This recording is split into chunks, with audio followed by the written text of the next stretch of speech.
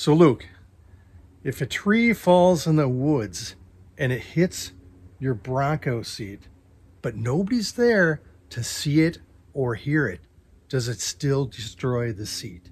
Yes.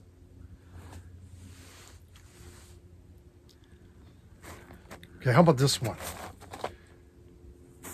If you're in the woods and you say something, anything, and your mom is not there to hear you say it, are you still wrong?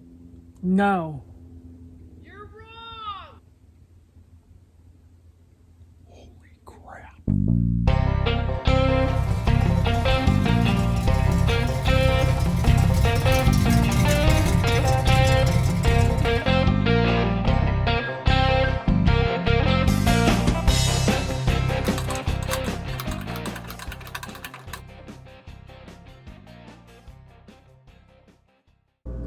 You know, my wife's been through a lot with me over the years in these cars. She's seen a lot. Brought home a Mustang, bungee corded together on a trailer. I mean, stuff that's bad. Repossessed cars. I've had many, many cars over the years. Many were very, very poor condition. So when we pulled this Bronco off the trailer, it didn't run. All the steering linkages were bent out of shape. All four wheels were locked on it. She held it together until she saw this seat. At that point, she said, "I'm out." And I don't really understand why. So we're gonna blow this seat apart and rebuild it.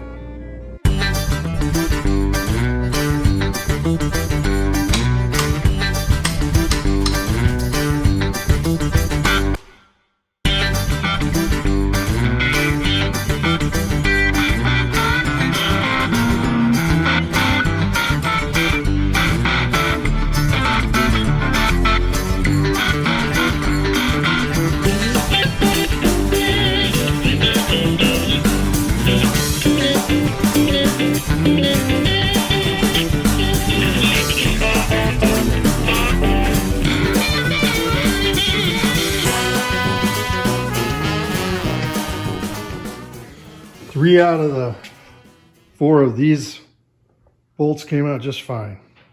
And then one was a problem. So I got a nut screwed onto the end of that. We're gonna weld it on and see if we can back it off with a 1/2-inch wrench.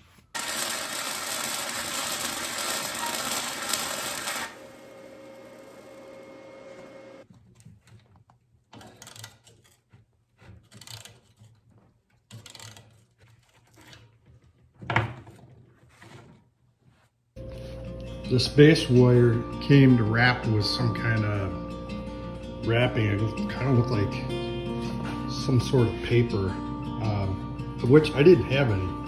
So I just used this fabric here. It's heavy fabric, and I wrapped this wire with this fabric and then hoggering it to the seat base. I got the burlap down, and then I got the base wire hog-ringed to the base. I used this fabric here around the edge. Again, that protects the foam from ripping. And I was trying to find the horsehair, like the original stuff, but I couldn't find it. And I called the fabric store, and the guy thought it was from Mars. So he says, you know, you could probably just use about anything.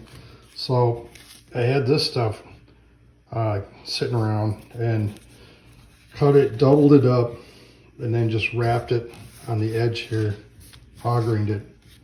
So I think it'll be okay. It's helpful to have a little template where the screw goes through the seat bumper and attaches to the frame. What's going to happen is you're going to have like a burlap over this, you have the seat cover over this, and it's going to bury it. And it's going to be hard to find this little teeny hole right here But what you will be able to do is you should be able to feel around and find this perimeter fairly easily. And then if you have this template, just lay it over that perimeter, and then your little X is right over the hole. And you just punch through the vinyl and there's sheet cover in it right there. Instead of trying to hunt around for it. So we poked a teeny little hole, and we're gonna run this listing rod around the perimeter. All right, so we got the listing rod through here. Runs all the way around the perimeter. It helps having a second pair of hands if you can find some. Then we're gonna take this, flip it over on the cushion, and then you have to try to get this rod hog ringed to this rod through the foam. So you got the first hog ring in. It's all, it's hooked in down there. And what we want to do is the first one, we get it right in the front center. So everything's nice and centered, and then we'll just work our way around. I'm planning on doing 3 at the top and 3 on each side. We got all of the hog rings around the inside section done. And now we're gonna pull this material back over the edges of this. It's really important at this time to make sure you don't have any foreign material like little chunks of foam or anything else that shouldn't be in there. The last year I did a little piece of foam about the size of a dime got stuck up here, and I didn't get it out, and it showed up right away. It was like huge, like a golf ball there. It's a really small piece of foam. So I had to take it apart, get that piece of foam out, and then re-hog tie it, hog ring it, hog it. But it helps having help when you're doing this part. It helps having somebody pushing down on it while you're trying to get that wrench, or you're trying to get that hog ring through here and down into the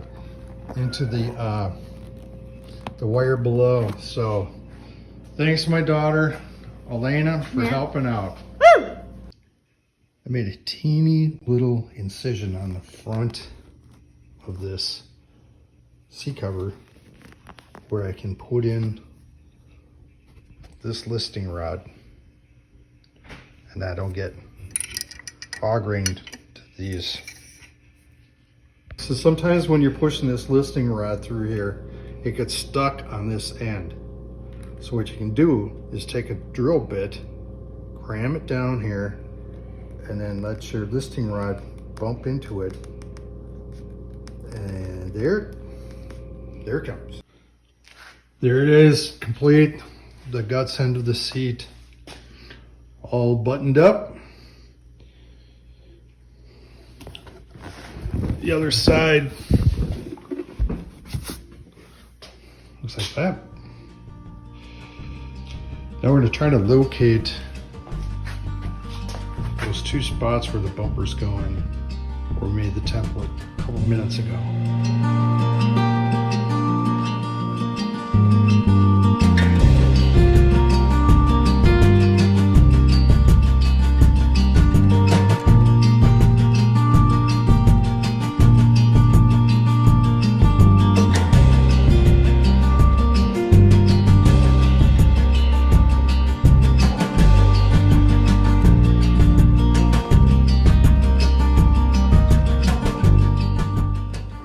Cut into the seat here and here, put in the screws for this latch. Okay, I got the little seat latch installed. If you're trying to get these out, you're working on a Mustang or a Bronco seat, and these are number 4 Phillips heads, so you can get them off with like a number 4 Phillips bit and an impact wrench. That's how I got these out. It's going to work pretty good. Thanks for watching this episode, finishing the base part of our Bronco seats. Next episode, we'll finish the back part, and then we'll put the whole thing together and slap it in the Bronco. So I appreciate your watching. Thank you. You're still wrong! She's everywhere. Oh, yeah. So Luke, if a tree falls in the woods and hits your Bronco seat, but nobody's there to see it or hear it, does it still crush the seat? No. Yes, it's yes. Yes. He said no. No.